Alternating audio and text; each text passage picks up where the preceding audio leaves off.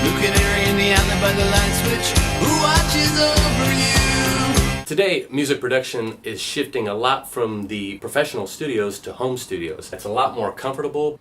Jennifer, sandwiches! And all you need is a computer, a USB mic, some software. You can post, they go viral, you become famous. Not that easy, but it is that simple. The first thing you want to do before recording, set down a guide track. You want a good tempo, which helps make things easier in the editing process. No. One of the best things to do is to lay out a scratch track. The whole group singing the actual track with a steady metronome behind it. Make sure that this scratch track is well rehearsed. You want every group member to know the song inside and out. That way, once the scratch track is recorded and you move on to the actual recordings, the recording is solid, you can get a nice emotional response and a steady tempo. Once you get the guide track laid down, you still are going to have to tighten up some notes. I like to use Melodyne. There's also Wavetune or Autotune, but I like Melodyne because you can see how it's laid out. The waves are there, you can see the line, and you want to line up any notes. You want to take care of any timing. You want to make sure that everything is tightened up to the beat.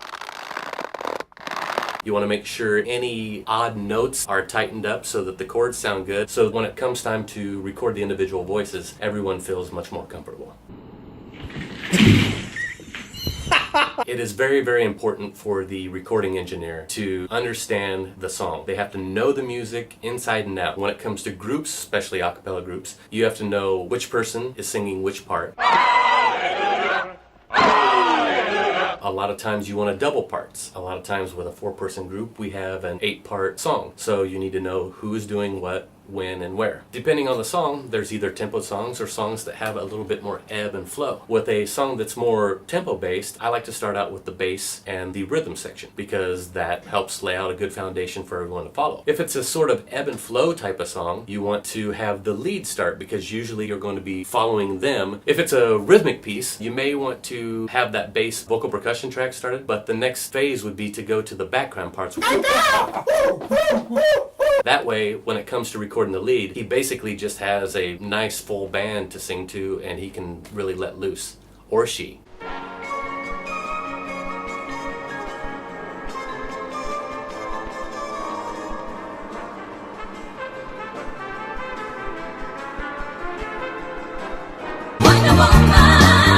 When it comes down to recording the individual tracks, what I like to do is have the artist record one straight through beginning to end. Just helps you kind of settle in. Once you have that first track laid from beginning to end, I like to then go back and either record a second or third track. If there's a mistake made or something that they don't like, they will stop, tell the recording engineer, and then we can pick a point to drop back in, and we can just continue that until they are comfortable with every section of the song. Thank you, but I've recorded in Denmark. For a more in-depth look at editing, mixing, and mastering, click the link below.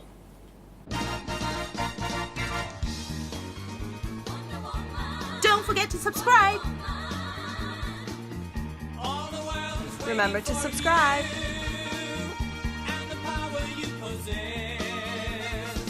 What are you doing? Subscribe.